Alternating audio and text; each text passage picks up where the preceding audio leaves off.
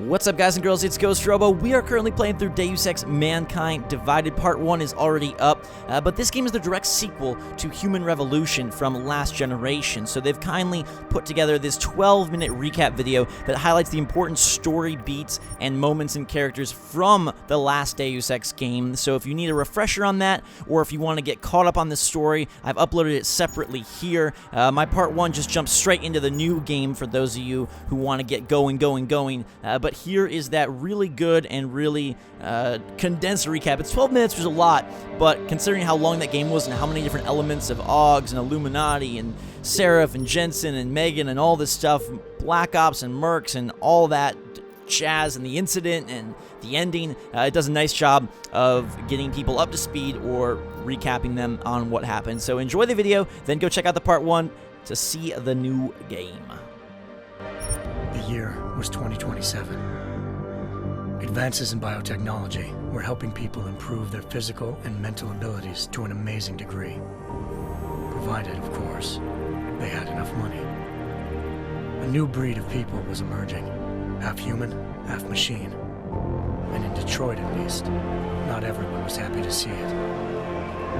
I'd just landed a job as head of security at Seraph Industries, a cutting-edge biotech firm. David Seraph himself handpicked me for the job. Said he needed me to keep his people safe. My ex, Megan Reed, was one of them. Brilliant neuroscientist, Megan had found a way to make augmentations safe and affordable for everyone. All she had to do was present her research to Congress. But the night before her big meeting, my security measures failed. A team of Black Op mercenaries stormed into Seraph headquarters, massacring everyone in sight. 3 of the mercs were heavily augmented walking tanks. Their mission? Take out Megan and her team.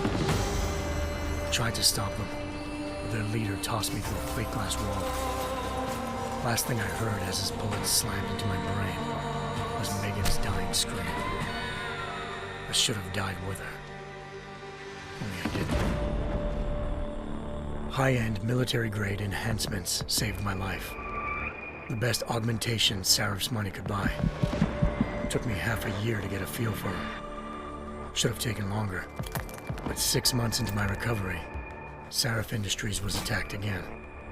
This time, by a radical group of pro-human purists. Violent, militant, and fanatically opposed to human augmentation. They claimed to be members of Humanity Front, a non-profit organization that wanted the UN to limit biotechnology research. The thugs broke into Seraph's factory and found machinists working overtime on a top-secret military augment called the Typhoon. Seraph sent me to retrieve it, and when I did, I found one of the so-called purists next to it, wired with cerebral implants, trying to download its classified specs. Obviously, something more was going on. The Aug killed himself before I could question him. Seraph ordered me to dig deeper, so with the help of Frank Pritchard, Seraph's head of cybersecurity, I did.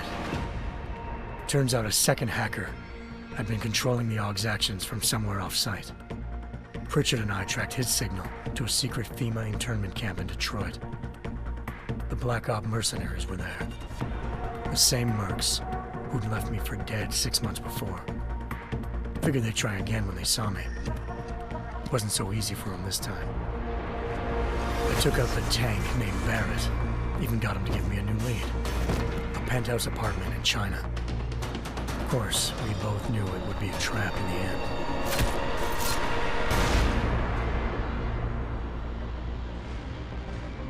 Hengsha Island, China. Home to a city so crowded, they had to build a second city on top of it. Trying to find clues in Hengsha wouldn't be easy. Lucky for me, I wasn't alone. Farida Malik, Seraph Industries' ace pilot, had lived in Hengsha before. A good person to have on your side. She knew enough about the place to get me around. Malik dropped me in the lower city, close to the penthouse Barrett had told me about. Bell Tower Associates, a private security firm under contract to the Chinese government, had agents tossing the suite when I arrived. Just not for the reason I'd been expecting. Turns out the man who lived there was a criminal hacker named Van Bruggen. The same hacker who'd been remotely controlling the Aug in Sarah's factory. Van Bruggen's panicked decision to force the man to commit suicide had been a mistake. Now his mercenary partners were gunning for him, and I needed to find him before they did. Locating Van Bruggen meant playing nice with the triads, anxious organized crime lords. They had the hacker holed up inside a low-rent capsule hotel. By the time I found him, Van Bruggen had no qualms giving up the woman who hired him. Zhao Yunru, president of the Taiyang Medical Corporation.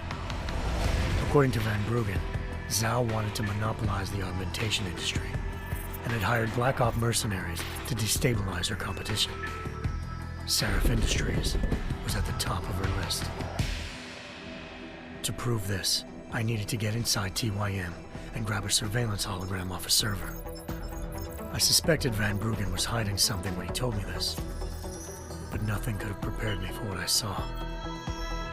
Megan wasn't dead. She and her 4 best researchers had been kidnapped, spirited away somewhere while their kidnappers made it look like they were dead. Desperate to learn more, I confronted Zhao in her penthouse. She claimed to be a pawn in a bigger plan, and hinted at a group so powerful it controlled global interests at a whim.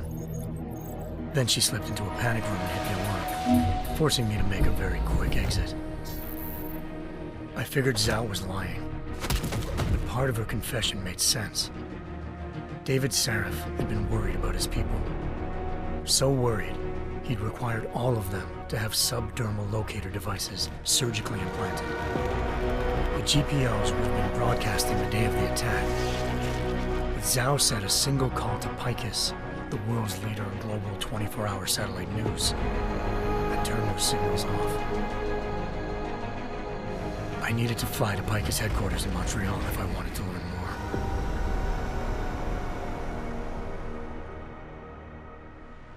Eliza Cassan, Picus Communications' First Lady of News. Malik thought I was reaching when I told her Eliza was involved in this. The world's most famous news anchor, working with a mercenary hit squad.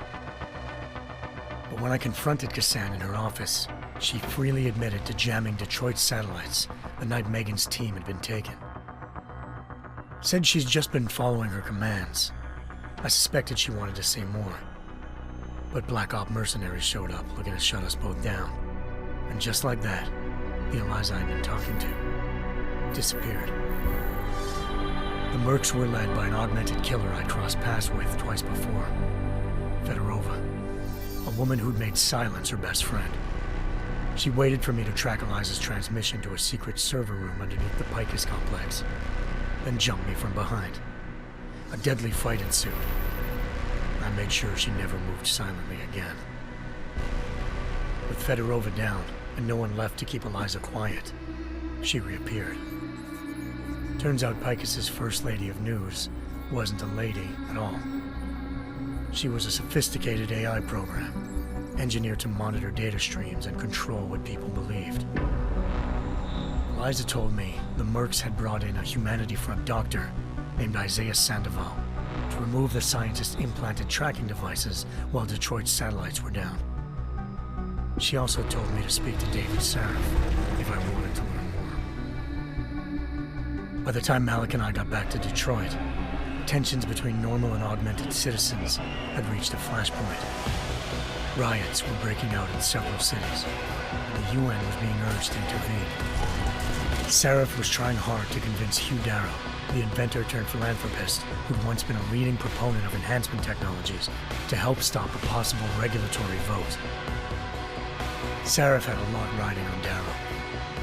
Megan's discovery would have given millions of people the chance to evolve beyond their normal human abilities, and at the same time catapulted Seraph Industries to the top of the Fortune 500. According to Seraph, Megan's kidnappers knew this, and didn't want people evolving unless they controlled how it was done. He called his enemies Illuminati, and urged me to keep searching. Determined to do so, I tracked down Sandoval via America's most outspoken augmentation opponent, Bill Taggart, Sandoval's boss and founder of Humanity Front. Sandoval admitted to operating on Megan's team when I confronted him, but said he hadn't removed their GPLs. He'd merely switched them to a different frequency.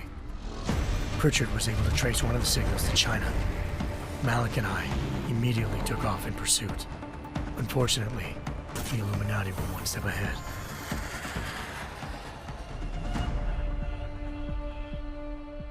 Ambushed.